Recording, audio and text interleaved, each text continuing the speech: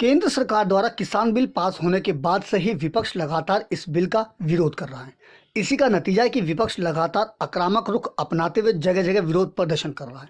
तो वहीं दूसरी ओर अब भाजपा ने भी लोगों में जागरूकता फैलाने के मकसद से जनसंपर्क अभियान शुरू किया है। इसी कड़ी में भारतीय जनता पार्टी किसान बिल को लेकर जगह जगह पर कार्यक्रम कर रही है। रविवार को भाजपा की किसान मोर्चा ने दिल्ली के कराला इलाके में भी ट्रैक्टर धन्यवाद रैली का आयोजन किया। यह ट्रैक्टर यात्रा कराला से शुरू हुई और कंझावला, जोंती, घेवरा होते हुए मुंडका तक निकाली गई। इस ट्रैक्टर रैली के माध्यम से ज़्यादा किसान और लोगों को इस बिल के प्रति जागरूक करने का प्रयास किया गया।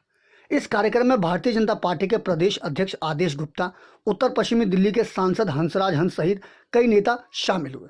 साथ ही साथ किसान मोर्चा के भी कई नेताओं ने इस कार्यक्रम में हिस्सा लिया।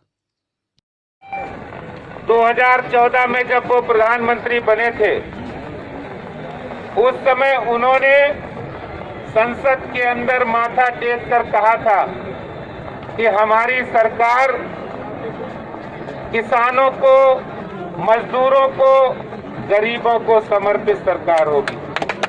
लेकिन मैं आपको बताना चाहता हूं कि 2014 से आज 2020 हो गया।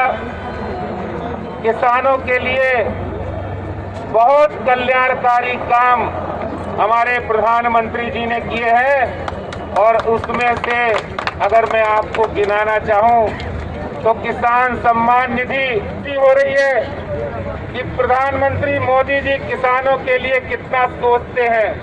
आज 1,34,00,000 करोड़ रुपए का बजट किसानों के लिए है। इस दौरान भाजपा प्रदेश अध्यक्ष आदेश गुप्ता ने किसानों के समर्थन में केंद्र सरकार की उपलब्धियों को गिनाया। साथ ही आदेश गुप्ता ने विपक्ष पर निशाना साधते हुए कहा कि किसान बिल को लेकर विपक्ष केवल भ्रम फैलाने का काम कर रहा है। भाजपा प्रदेश अध्यक्ष ने कहा कि इस बिल से किसान को कोई नुकसान नहीं होगा, बल्कि मोदी सरकार ने किसान बिल लाकर देश की तरक्की का रास्ता खोलने का काम किया है। आदेश गुप्ता ने कहा कि अब किसान अपनी फसल को मनचाहे तौर पर कहीं भी बेच सकता है, जिससे किसान आर्थिक रूप से मजबूत होगा। उन्होंने कहा कि विपक्ष इस बिल को लेकर केवल अपनी राजनीतिक रोटियां सेकने का काम कर रही है। मैं आपको बताना चाहता हूं कि भारत के किसानों की आय को, इनकम को डबल करने का संकल्प प्रधानमंत्री जी ने लिया है, और उस संकल्प को कोई रोक नहीं सकता है।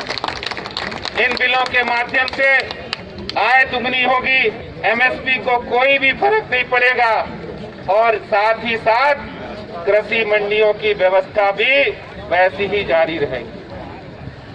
मैं आपको दिल्ली सरकार के बारे में बताना चाहता हूं, इसलिए कि दिल्ली सरकार में आम आदमी पार्टी है, और उनके एक सांसद संसद के अंदर इन बिलों को फाड़ने का काम किया था उन्होंने। ऐसे में अब देखने वाली बात यह होगी कि केंद्र सरकार द्वारा पास किए गए इस किसान बिल पर चल रही रार आगे कहां तक जाएगी, क्योंकि कृषि अध्यादेश को लेकर जहां एक और सत्ता पक्ष अपनी उपलब्धियां गिनाने का काम कर रही है, तो वहीं दूसरी ओर विपक्ष इस मुद्दे पर लगातार विरोध प्रदर्शन कर रहा है। दिल्ली से अपने सहयोगी फिरोज हसन के साथ अजीत कुमार की रिपोर्ट, हम वतन टीवी।